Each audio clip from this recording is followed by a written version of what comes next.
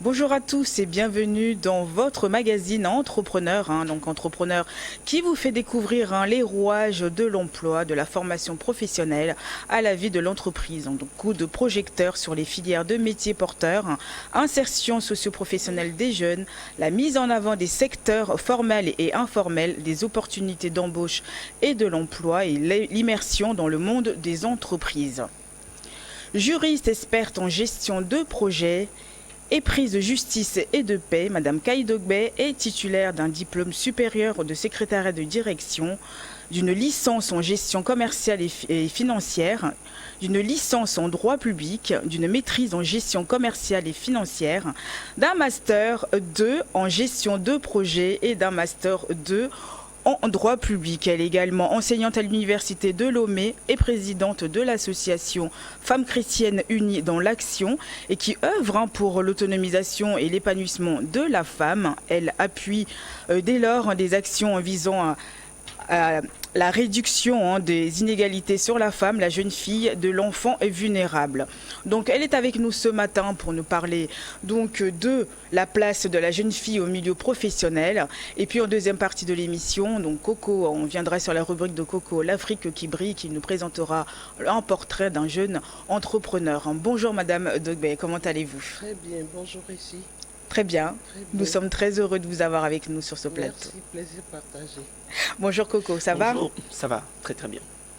Donc j'ai un peu brossé votre parcours, Madame Dogbe, qui est très riche d'ailleurs. Comment trouvez-vous encore la force pour poursuivre des études avec tout ce que vous avez comme bagage déjà? Merci pour cette opportunité que vous m'offrez dans ce mois où l'on parle de la femme, où l'on parle de la jeune fille, où l'on parle de l'épanouissement et du bien-être de la jeune fille, de parler d'un sujet qui me tient beaucoup à cœur. Je vais partir d'une assertion banale. Tant qu'on vit, on a de l'espoir. Et moi, aimant beaucoup l'excellence, aimant le beau, je me dis, j'ai encore beaucoup à donner. Beaucoup à apprendre pour pouvoir donner beaucoup.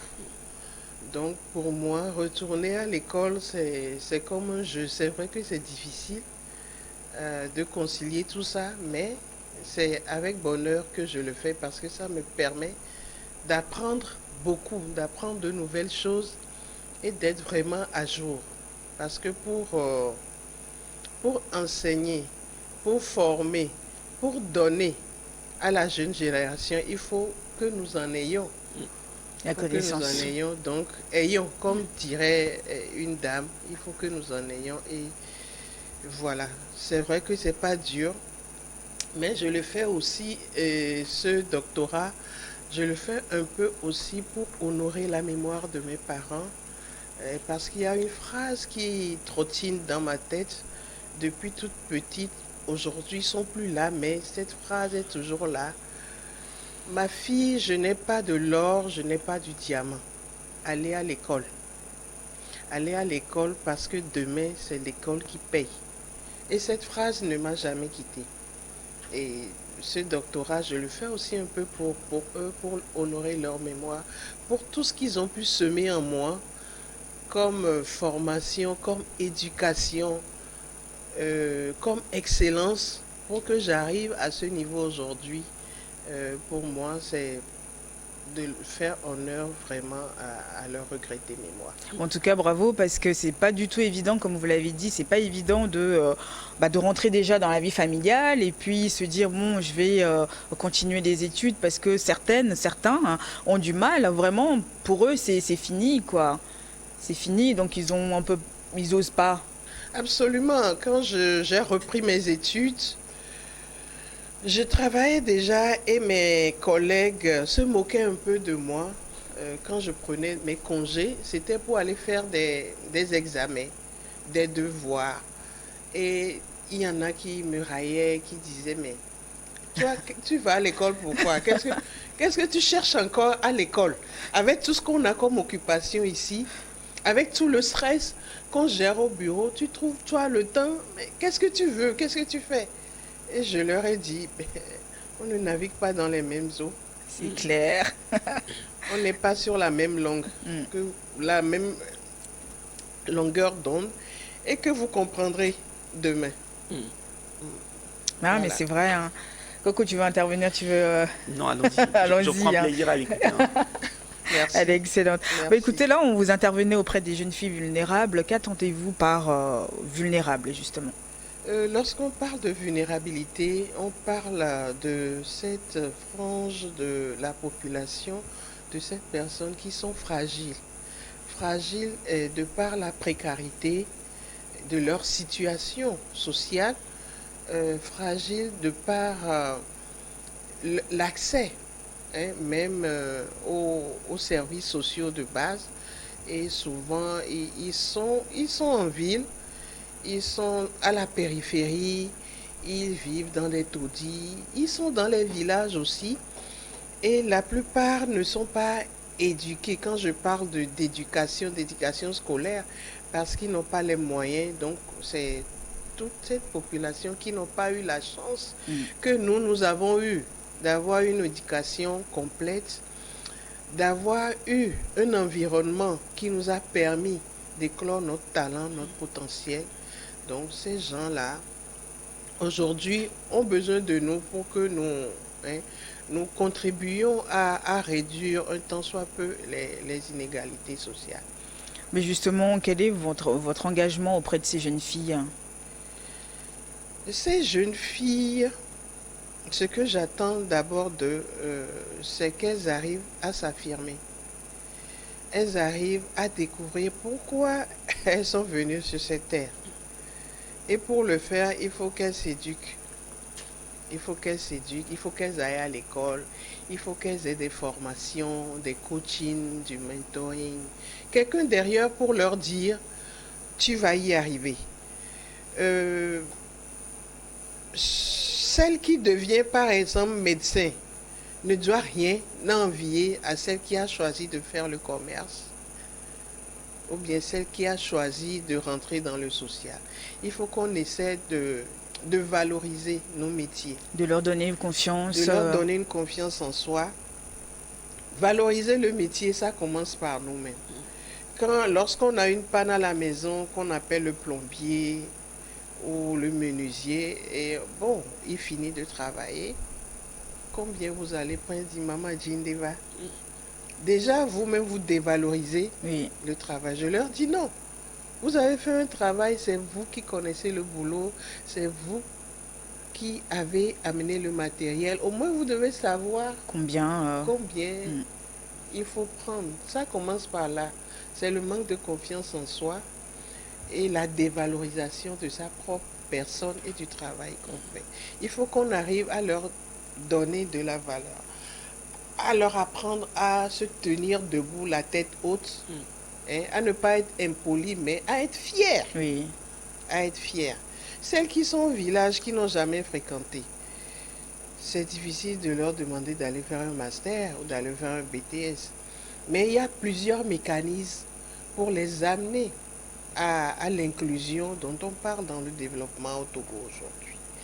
Donc c'est ça mon rêve, de voir demain la jeune fille togolaise s'épanouir professionnellement, être fière et ne pas se sentir lésée dans quoi que ce soit, ne pas baisser la tête quand on lui parle.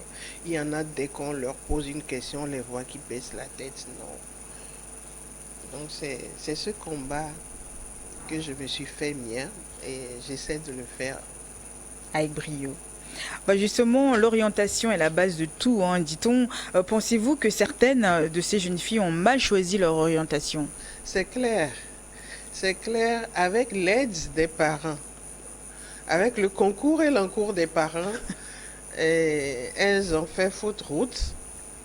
Et ça, c'est arrivé à beaucoup de personnes parce que les parents, déjà, quand on vient au monde, quand les femmes sont enceintes, elles commencent déjà par fantasmer, je veux un garçon, je veux une fille, tout en sachant qu'ils ne maîtrisent pas, parce que ça, c'est l'ancien des jours qui gère tout.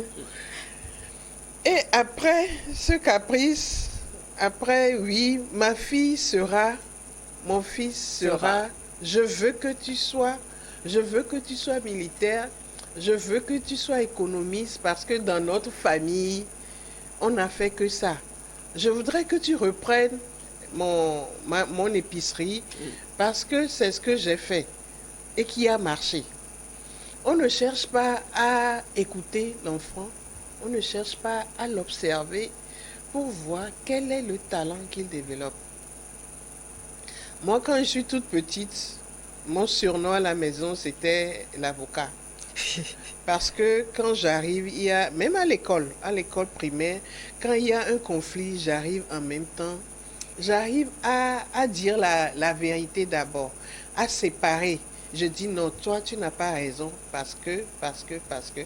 Et tout le monde m'appelait à la maison avocat. Et quand j'ai entamé les études de secrétariat, tout le monde se moquait pour dire mais toi on t'attend pour être avocat hein, parce que tu nous en as fait voir beaucoup quand tu étais petite avec tes histoires de justice, d'arbitrage et tout. Et maintenant, l'enfant, on doit l'amener à savoir ce qu'il veut faire demain. Et très tôt. Comme ça, lorsqu'il va se lancer, il sera à l'aise dans la filière. Mais si ce n'est pas ça, bon, vous le forcez à aller, par exemple, faire la série technique. Comptabilité, il ne comprend rien. Maths fine, il ne comprend rien. Mais il est dans la classe. Il va perdre des années là-bas. Et après revenir. Et c'est là où il y a la réorientation. Et des fois, même dans la réorientation, on fait encore des erreurs. Et on perd comme ça du temps à l'enfant, à la jeune fille qui, à un moment donné, commence à vieillir. Et les jeunes garçons qui commencent à la taquiner. Et voilà les dégâts. Voilà les dégâts, exactement. Donc c'est très important l'orientation, hyper important. Et certaines aussi aiment la facilité, hein. Certaines jeunes filles aiment aussi la facilité. Hein. Oui, ça me rappelle une anecdote d'une fille qu'on voudrait me confier et qui avait des problèmes. Elle vient justement de la couche vulnérable et elle est expulsée de la maison. Et elle disait que ce sont les hommes seulement qui veulent l'aider, mais qui demandent de la contrepartie naturelle. Ah, et qu'elle est fatiguée, elle veut se donner aux hommes. Là, j'ai piqué une colère, j'ai dit, mais vas-y, et tu verras après ce que ça donne. Tu peux aller faire le travail de personnel de maison, si tu veux vraiment réussir. Parce que moi, que tu vois ici, j'ai fait le portefeuille pour avoir mon argent de poche. Moi et mes deux sœurs, on filait de la maison en douce, à l'insu de notre mère, parce qu'on voulait de l'argent. Donc on va faire le portefeuille au quartier, les camions qui revenaient du Nigeria et tout. On va s'inscrire et on transportait les cartons. Et ça a continué quand, dans ma vie professionnelle, des fois, certains veulent me saboter mon travail. On doit transporter des cartons, des tables. On me surprend les voir sur ma tête. Parce que je veux un résultat. Je n'attends personne. Je transporte des tables sur ma tête, des chaises, et je fais le boulot propre. Et après, ils sont ébahis. Donc, je lui ai dit, vas-y.